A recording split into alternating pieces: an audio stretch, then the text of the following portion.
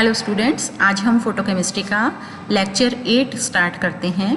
आज का टॉपिक है जेबलॉन्स्की डायग्राम। लास्ट लेक्चर 7 में भी हमने जेबलॉन्स्की डायग्राम का इंट्रोडक्टरी पार्ट पढ़ा था, अर्थात उसका बेसिक पार्ट हमने पढ़ा था, जिसमें हमने ये पढ़ा था कि जो अणु होते हैं, मॉलिक्यूल्स, रिएक्टेंट मॉलिक्यूल्स, वो फोटोन के एब्जॉर्प्शन के द्वारा विभिन्न एक्साइटेड स्टेट्स में चले जाते हैं। और हमने ये पढ़ा था कि किसी भी मॉलिक्यूल की ग्राउंड स्टेट जो है वह S0 स्टेट कहलाती है। ग्राउंड स्टेट को हम S0 सिंगलेट स्टेट कहते हैं, जिसे कि हम इस प्रकार से प्रदर्शित कर सकते हैं। यहाँ हम देखते हैं कि यह जो मॉलिक्यूल है, यह molecule S0 singlet ground state में है, जिसको कि हम S0 से प्रदर्शित करते हैं। इसके विभिन्न एनर्जी लेवल्स हैं S0 के, 0 लेवल, 1 लेवल, 2 लेवल और 3 लेवल। अर्थात यदि मॉलिक्यूल की विभिन्न जो वाइब्रेशनल लेवल होते हैं, यह इनको प्रदर्शित करता है। विभिन्न कंपन ऊर्जा स्तर जो है यह इनको प्रदर्शित करता है, एवं इलेक्ट्रॉनिक ऊर्जा स्तर को भी यह प्रदर्शित कर रहे हैं। ठीक है, तो हमने यहाँ कहा कि S0 मॉलिक्यूल जो कि S0 ग्राउंड स्टेट में है, उसको हम इस प्रकार से प्रदर्शित कर सकते हैं। तो पदार्थ के अणुओं की निम्नतम ऊर्जा अवस्था अर्थात ग्राउंड स्टेट में सभी इलेक्ट्रॉन पेयर्ड होते हैं, युग्मित होते हैं। यहाँ देखिए, यहाँ सभी इलेक्ट्रॉन जो हैं यह पेयर्ड दिखाई दे रहे हैं, युग्मित हो रहे हैं। ऊर्जा के एक क्वांटा के अवशोषण से यह इलेक्ट्रॉन्स एक्साइटेड स्टेट में चले जाते हैं। यहाँ देखिए, यह एक क्वांटा का इन्होंने अवशोषण किया ऊर्जा का, और यह एक्साइटेड स्टेट में चले जाते हैं। ठीक है, और एक्साइटेड स्टेट में आने से इनके जो पेयर्ड इलेक्ट्रॉन होते हैं उनको वह अनपेयर्ड हो जाते हैं। उनका जो पेयर्ड इलेक्ट्रॉन, जो युग्मित इलेक्ट्रॉन होते हैं, वह अयुग्मित अवस्था में आ जाते हैं। और अयुग्मित अवस्था में ये दो प्रकार से आ सकते हैं, जैसा कि हमने लास्ट लेक्चर में पढ़ा था। या तो इन दोनों की जो स्पिन होती है अनपेयर्ड अवस्था में, या तो इन दोनों की स्पिन कैसी हो, अपोजिट हो, यानी अपोजिट, एक दूसरे के अपोजिट स्पिन हो, अर्थात एक की प्लस हाफ हो एक इलेक्ट्रॉन की, और दूसरे इलेक्ट्रॉन की माइनस हाफ हो। या फिर दूसरी कंडीशन ये आ सकती है, और इसको हम कहते हैं सिंगलेट एक्साइटेड स्टेट कहते हैं, जिसे कि S1 और S2 के द्वारा हम यहाँ निरूपित कर रहे हैं। दूसरी कंडीशन ये हो सकती है कि ये इलेक्ट्रॉन्स एनर्जी H एनर्जी को एब्जॉर्ब करके, अवशोषित करके जो है अनपेयरिंग इनकी हो जाती है। अनपेयरिंग अवस्था में दोनों की ही स्पिन अगर सेम हो जाए, यानी पैरेलल स्पिन हो जाए, अर्थात प्लस हाफ हो जाए, अथवा माइनस हाफ हो जाए, तो इस प्रकार की एक्साइटेड स्टेट को हम ट्रिपलेट एक्साइटेड स्टेट कहते हैं। तो इसे हम T1 से शो करते हैं, और विभिन्न एक्साइटेड एनर्जी लेवल्स को हम T1, T2, T3 के द्वारा शो करते हैं। तो हमने यह पढ़ा कि फोटोन के अवशोषण से अणु में उपस्थित इलेक्ट्रॉनिक ऊर्जा स्तर S0 होते हैं, और S0 से यह किसी भी एक्साइटेड एनर्जी लेवल में जा सकता है। और यह सिंगलेट एक्साइटेड स्टेट जो होती हैं, यह क्रमशः कौन कौन सी होती हैं, S1, S2, S3 इत्यादि, इनको हम Sn से प्रदर्शित करते हैं, S1, S2, S3 up to Sn तक। ठीक है, nth। ठीक है, इसी प्रकार से ट्रिपलेट एक्साइटेड स्टेट को हम T1, T2, T3 के द्वारा प्रदर्शित करते हैं, जिन्हें कि हम ट्रिपलेट एक्साइटेड स्टेट्स के शो करते हैं। यहाँ देखिए, यह S0 अणु जो है, यह सिंगलेट एक्साइटेड स्टेट S0 में है, तथा इसने क्या किया, S0 एक्साइटेड स्टेट नहीं है, S0 जो ग्राउंड स्टेट है, और यहाँ इसने H रेडिएशन का एब्जॉर्प्शन किया, और एब्जॉर्प्शन के द्वारा यह क्या बना लेता है, सिंगलेट एक्साइटेड स्टेट बना लेता है, अथवा ट्रिपलेट एक्साइटेड स्टेट बना लेता है। सिंगलेट में दोनों इलेक्ट्रॉनों की स्पिन अपोजिट होती है और पेयर्ड हो जाती है, जबकि अपोजिट का मतलब जो इनकी स्पिन मल्टीप्लिसिटी है वो 1 हो जाती है, जिसे कि सिंगलेट कहा जाता है। और यदि दोनों इलेक्ट्रॉनों की स्पिन अपोजिट ना होकर सेम ही दिशा में है, तो इन दोनों की स्पिन मल्टीप्लिसिटी का मान की वैल्यू 3 हो जाती है, जिसे कि हम ट्रिपलेट एक्साइटेड स्टेट कहते हैं। तो इस प्रकार से हमने देखा कि ग्राउंड स्टेट को S0 के द्वारा प्रदर्शित करते हैं, और एक्साइटेड स्टेट को दो सिंबल्स के द्वारा, या तो सिंगलेट एक्साइटेड स्टेट S के द्वारा, अथवा ट्रिपलेट एक्साइटेड स्टेट T के द्वारा प्रदर्शित करते हैं। और सिंगलेट एक्साइटेड स्टेट्स जो होती हैं वो S1, S2, S3, S4, Sn इत्यादि द्वारा प्रदर्शित की जाती हैं। Triplet excited state T1, T2, T3, T4 इनके द्वारा प्रदर्शित की जाती है।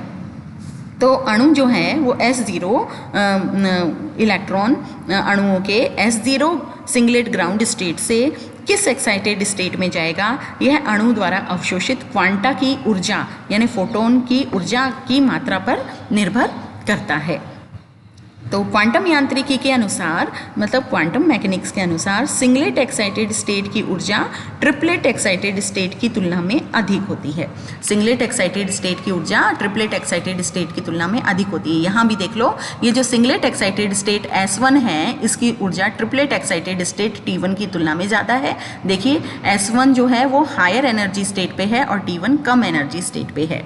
ठीक है, तो यहाँ हमने देखा कि इस डायग्राम में देख लेते हैं कि ये जो वाई एक्सिस है वो एनर्जी बढ़ती हुई ऊर्जा को प्रदर्शित कर रहा है। ठीक है, तो सिंगलेट एक्साइटेड स्टेट S1 की ऊर्जा यहाँ देखें, T1 जो है वो अधिक S1 अधिक ऊर्जा को प्रदर्शित कर रहा है T1 की तुलना में।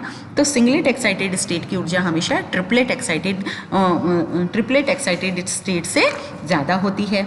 ठीक है, तो इसी प्रकार से यहाँ देखा S1 जो ऊर्जा स्तर है वो T1 ऊर्जा स्तर से ऊपर है। इसी प्रकार से हम यदि T2 ऊर्जा स्तर को देखें तो T2 यदि यहाँ बनाएं तो T2 जो है वो S2 से नीचे की तरफ आएगा। T2 ऊर्जा स्तर S2 से नीचे की तरफ आता है। तो इस प्रकार हम देखते हैं कि सिंगलेट जो एक्साइटेड स्टेट होती है उसकी एनर्जी हमेशा ट्रिपलेट एक्साइटेड स्टेट से ज़्यादा होती है।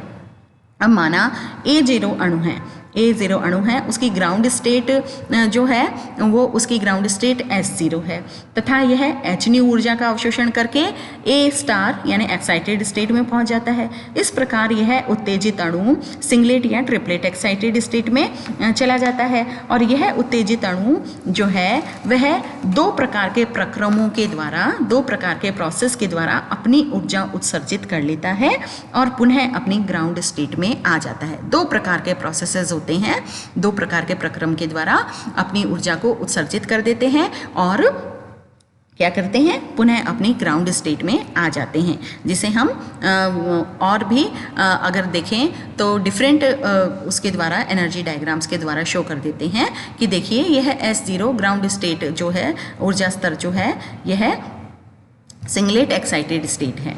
ठीक है, हाँ ये देखिए यह तो है S0 ग्राउंड स्टेट है।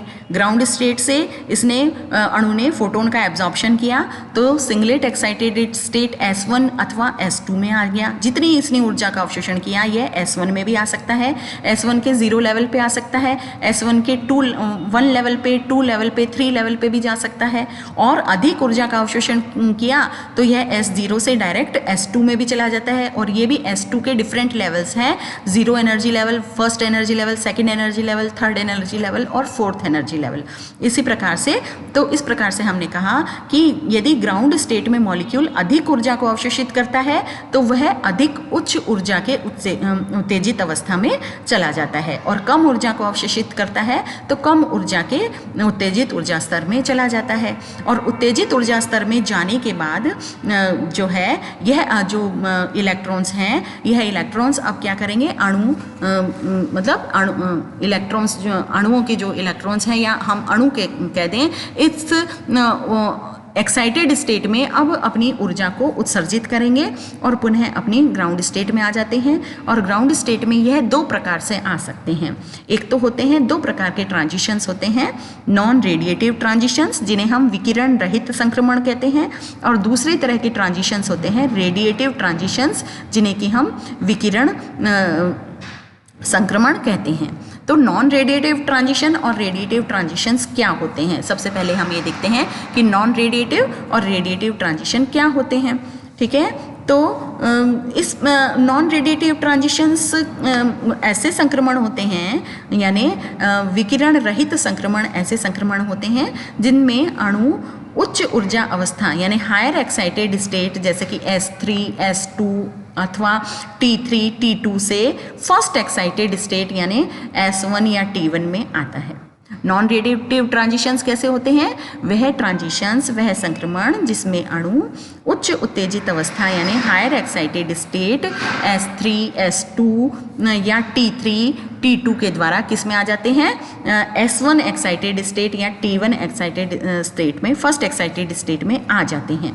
और इस प्रकार के ट्रांजिशंस में जो है वो किसी प्रकार के भी रेडिएशंस का उत्सर्जन नहीं होता है, किसी प्रकार के भी विकिरण का उत्सर्जन नहीं होता है। इस प्रकार के ट्रांजिशन में क्या होगा, किसी भी प्रकार के विकिरण का उत्सर्जन ना होकर किस प्रकार का उत्सर्जन होता है, यह केवल विकिरण का उत्सर्जन नहीं होता है, इसलिए इन्हें हम रेडिएशन लेस या नॉन रेडिएटिव ट्रांजिशंस कहते हैं।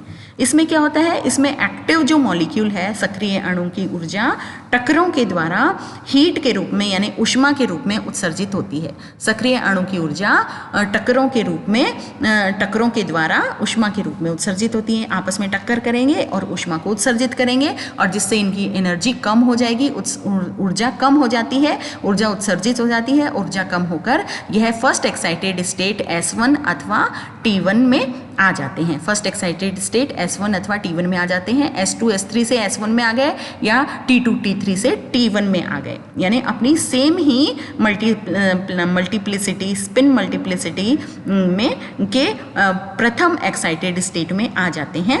और क्योंकि टक्करों के द्वारा ऊष्मा के रूप में इनकी ऊर्जा, सक्रिय अणुओं की ऊर्जा उत्सर्जित होती है और इस प्रक्रम को अतः हम इंटरनल कन्वर्जन कहते हैं। इंटरनल कन्वर्जन क्यों कहते हैं, क्योंकि सिंगलेट एक्साइटेड स्टेट से फर्स्ट सिंगलेट एक्साइटेड स्टेट में आ जाना किसी भी अणु का या अथवा ट्रिपलेट एक्साइटेड स्टेट से फर्स्ट ट्रिपलेट एक्साइटेड स्टेट में आ जाना क्या कहलाता है, इंटरनल कन्वर्जन, जिसे कि हमने यहाँ पर्पल बैंगनी लाइन के द्वारा प्रदर्शित कर रखा है। देखिए यहाँ S2 ऊर्जा से अणु जो है वो अपनी ऊर्जा को उत्सर्जित करके S1 ऊर्जा स्तर में आ रहा है, अपनी S1 ऊर्जा स्तर में प्रवेश कर रहा है, अर्थात अपनी ऊर्जा को उत्सर्जित किया। नॉन रेडिएटिव ट्रांजिशंस इनको हम कहते हैं और यह कहलाते हैं इंटरनल कन्वर्जन, जिनकी लाइफ टाइम कितना होता है, इनका लाइफ टाइम बहुत कम होता है, 10 की पावर -11 से 10 की पावर -9 सेकेंड तक का इनका लाइफ टाइम होता है,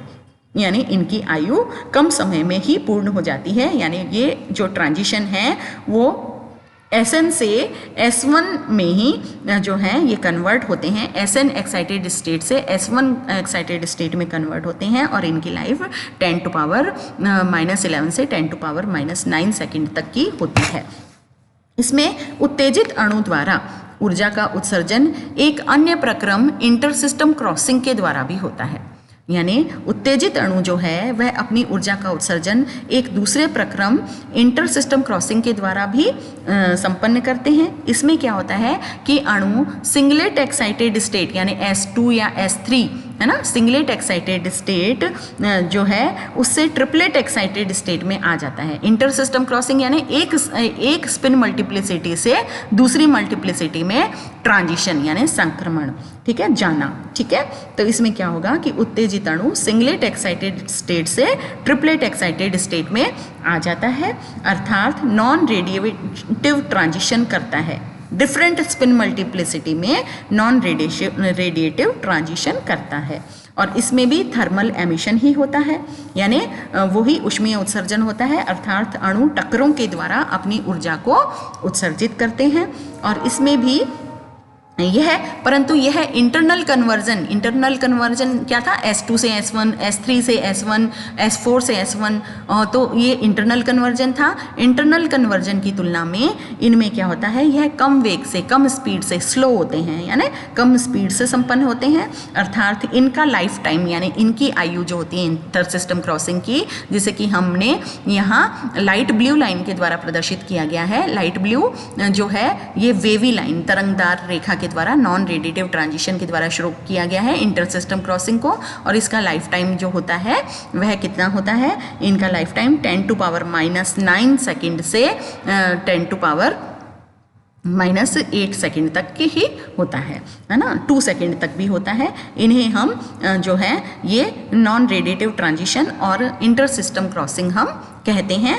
और इसकी जो हाफ लाइफ है वो जो है वो इंटरनल कन्वर्जन से ज़्यादा होती है। इनकी हाफ लाइफ इंटरनल कन्वर्जन यानी IC से ज़्यादा होती है। इंटरनल कन्वर्जन की हाफ लाइफ जो होती है यानी अर्धायु होती है वो 10 की पावर -11 से 10 की पावर -9 तक होती है, जबकि इंटर सिस्टम क्रॉसिंग की हाफ लाइफ 10 की पावर -9 से 10 की पावर -2 सेकेंड तक की भी हो सकती है। अतः इनकी हाफ लाइफ थोड़ी ज़्यादा होती है इंटर सिस्टम क्रॉसिंग, अतः इनकी स्पीड स्पीड स्लो होती है, इनका वेग कम होता है। तो इसमें ट्रांजिशन क्या हो गया, S3 से T3, S2 से T2, S1 से T1 जो है वो ट्रांजिशन कहलाते हैं। संक्रमण जो होते हैं ऊर्जा का वह कहलाता है नॉन रेडिएटिव ट्रांजिशन। दूसरे प्रकार के ट्रांजिशन होते हैं रेडिएटिव ट्रांजिशन, यानी विकिरण युक्त ट्रांजिशन। विकिरण युक्त ट्रांजिशन जो होते हैं वह दो प्रकार के होते हैं, फ्लोरेसेंस और फॉस्फोरेसेंस, प्रतिदीप्ति और स्फुरदीप्ति, फ्लोरेसेंस और फास्फोरेसेंस। तो इनमें क्या होता है, इन संक्रमणों में एक्टिवेटेड मॉलिक्यूल्स यानी सक्रिय अणु singlet excited state S1, activated molecules जो होते हैं वो सिंगलेट एक्साइटेड स्टेट S1 से या तो S0 में आते हैं, है ना, सिंगलेट एक्साइटेड स्टेट S1 से या तो S0 में आते हैं या फिर T1 से S0 यानी ग्राउंड स्टेट में आते हैं। सिंगलेट एक्साइटेड स्टेट S1 से S0 यानी S1 से ग्राउंड स्टेट S0 में आते हैं या T1 एक्साइटेड स्टेट से ग्राउंड स्टेट S0 में आते हैं। जो ट्रांजिशंस S1 से S0 में आते हैं उस प्रक्रिया को हम कहते हैं फ्लोरेसेंस। इसको हम क्या कहते हैं, फ्लोरेसेंस, प्रतिदीप्ति, है ना, इसको हम कहते हैं प्रतिदीप्ति, जिसे कि हमने यहाँ हरी लाइन यानी ग्रीन लाइंस के द्वारा शो कर रहे हैं। जबकि ट्रिपलेट एक्साइटेड स्टेट से जब ग्राउंड स्टेट में अणु आते हैं अपनी ऊर्जा को विकिरणों में उत्सर्जित करके आते हैं, तो इस प्रकार के प्रक्रम को हम कहते हैं फॉस्फोरेसेंस यानी स्फुरदीप्ति, जिसे हमने यहाँ रेड लाइंस यानी लाल लाइनों द्वारा प्रदर्शित कर रखा है। तो हमने यह कहा कि जब सिंगलेट एक्टिवेटेड मॉलिक्यूल यानी उत्तेजित अणु जब सिंगलेट एक्साइटेड स्टेट S1 से S0 में आता है तो हम उसको कहते हैं प्रक्रिया को फ्लोरेसेंस, और जब ट्रिपलेट एक्साइटेड स्टेट T1 से S0 में आता है तब हम इसको कहते हैं फॉस्फोरेसेंस। और इसमें जो ऊर्जा का उत्सर्जन जो होता है वह विकिरणों के रूप में होता है, विकिरणों के रूप में होता है। यदि अणु S1 उत्तेजित अवस्था से सीधा S0 ग्राउंड स्टेट में लौट आता है तो यह प्रक्रिया फ्लोरेसेंस कहलाती है, और इसकी आयु, इस फ्लोरेसेंस की आयु जो होती है वह लगभग 10⁻⁸ सेकेंड होती है, या यहाँ कह दें 10⁻⁻10 से -7 तक भी होती है, या जनरली 10⁻⁸ सेकेंड होती है। इस प्रकार के संक्रमणों में उत्तेजित विकिरणों को फ्लोरेसेंट विकिरण कहते हैं, यानी प्रतिदीप्ति विकिरण कहते हैं। अतः यह विकिरण जो यह ट्रांजिशन होते हैं, यह संक्रमण सेम स्पिन मल्टीप्लिसिटी में होते हैं, यानी S1 से S0 में हो रहे हैं ये विकिरण स्पिन मल्टीप्लिसिटी में होते हैं। और इसमें जब हम एनर्जी सोर्स को बंद कर देते हैं, जिस सोर्स से इन्होंने एनर्जी अवशोषित की थी, ऊर्जा को अवशोषित की थी, उस सोर्स को, उस स्रोत को जब हम स्विच ऑफ कर देते हैं तब विकिरणों का उत्सर्जन भी बंद हो जाता है। फ्लोरेसेंस में जब हम एनर्जी सोर्स को स्विच ऑफ कर देते हैं, यानी ऊर्जा स्रोत को स्विच ऑफ कर देते हैं, तो विकिरणों का उत्सर्जन भी बंद हो जाता है। तो यह कहलाते हैं, इस प्रकार के प्रक्रम कहलाते हैं फ्लोरेसेंस यानी प्रतिदीप्ति प्रक्रम कहलाते हैं। दूसरे प्रकार के प्रक्रम जिसमें कि ट्रिपलेट एक्साइटेड स्टेट से सिंगलेट एक्साइटेड स्टेट में अणु अपनी ऊर्जा का उत्सर्जन विकिरणों के रूप में करता है, तो इसमें क्या होगा, क्योंकि स्पिन मल्टीप्लिसिटी चेंज हो रही है, यहाँ ट्रिपलेट से सिंगलेट ग्राउंड स्टेट में आ रहा है, स्पिन मल्टीप्लिसिटी चेंज हो रही है। अतः पहला तो यह बात है कि यह प्रक्रम थोड़े स्लो होते हैं, क्योंकि मल्टीप्लिसिटी में चेंज है तो स्लो होंगे, तो स्पिन चेंज होने में टाइम लगेगा, इसलिए यह प्रक्रम स्लो होंगे। और इनकी अर्ध आयु जो होती है, इनकी जो लाइफ होती है, यह लाइफ फ्लोरेसेंस की तुलना में कम होती है, 10⁻⁻6 से 10 सेकेंड तक भी होती है, 10⁻1 सेकेंड तक भी होती है, यानी फ्लोरेसेंस से बहुत स्लो प्रक्रम होते हैं, बहुत अत्यंत धीमे प्रक्रम होते हैं। और इनमें क्या होता है, ये भी विकिरण युक्त ट्रांजिशन है, यानी विकिरणों के रूप में ऊर्जा का इनमें उत्सर्जन होता है, और इसमें ऊर्जा स्रोत को स्विच ऑफ करने के कुछ देर बाद तक भी यह अपनी रोशनी बिखेरते रहते हैं। है ना। इसमें क्या होता है कि क्योंकि यह इनकी स्पीड कम होती है, इनका वेग कम होता है, ये थोड़े स्लो प्रक्रम होते हैं, इसलिए इसमें हम ऊर्जा स्रोत को बंद कर देते हैं। तो बंद करने के बाद भी थोड़ी देर तक यह अपनी जो विकिरण यह चलते रहते हैं, यह प्रोसेस चलता रहता है, इनकी रोशनी उत्पन्न होती रहती है। तो इस प्रकार के प्रक्रमों को हम कहते हैं फॉस्फोरेसेंस यानी स्फुरदीप्ति, यानी ऊर्जा स्रोत को बंद करने के बाद भी थोड़ी देर तक ये रोशनी देते रहते हैं, रोशनी बिखेरते रहते हैं। और फ्लोरेसेंस और फॉस्फोरेसेंस का बहुत अच्छा उदाहरण हमारा ट्यूबलाइट्स और हमारे आजकल के बल्ब्स में मिलता है। कई बल्ब्स ऐसे होते हैं जिनको बंद करने के बाद भी थोड़ी देर तक वो थोड़े से अपनी प्रकाश देते रहते हैं, तो उस प्रक्रिया को हम फॉस्फोरेसेंस कहते हैं। और फ्लोरेसेंस तो हमें पता ही है कि ऊर्जा स्रोत को बंद करने के बाद यह तुरंत अपनी जो है ये रेडिएशंस को भी बंद कर देते हैं। तो ये वाले प्रक्रम जो होते हैं फ्लोरेसेंस, ये फास्ट हो जाते हैं, ठीक है।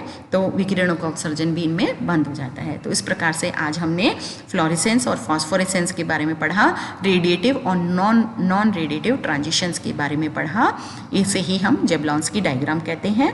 तो आज का हमारा लेक्चर जो है वो इस प्रकार से हम यही समाप्त करते हैं कि हमने यहाँ कहा कि ये जो सिंगलेट ग्राउंड स्टेट में जो मॉलिक्यूल है जिसकी की S0 स्पिन मल्टीप्लिसिटी है, यहाँ से ये एक्साइटेड स्टेट में चला जाता है सिंगलेट एक्साइटेड स्टेट में, और सिंगलेट एक्साइटेड स्टेट से यह फिर से विकिरण रहित ट्रांजिशन के द्वारा ट्रिपलेट एक्साइटेड स्टेट में चला जाता है, और इस प्रक्रिया को हम इंटर सिस्टम क्रॉसिंग कहते हैं।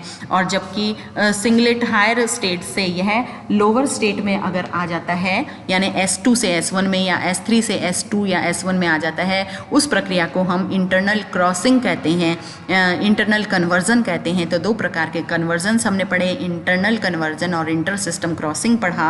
और उसके बाद में हमने दो प्रकार के प्रक्रम पढ़े, फ्लोरेसेंस और फॉस्फोरेसेंस। फ्लोरेसेंस में सिंगलेट एक्साइटेड स्टेट से ग्राउंड स्टेट में मॉलिक्यूल आता है, और चूंकि स्पिन मल्टीप्लिसिटी एक ही रहती है, चेंज नहीं होती है, S1 से S0 में आते हैं, तो यह प्रक्रम थोड़े फास्ट होते हैं। जबकि फॉस्फोरेसेंस में ट्रिपलेट एक्साइटेड स्टेट से सिंगलेट एक्साइटेड स्टेट में मॉलिक्यूल आता है, अतः चूंकि स्पिन मल्टीप्लिसिटी चेंज होती है इसकी, अतः ये थोड़े स्लो प्रोसेस होते हैं और इनको हम फॉस्फोरेसेंस कहते हैं।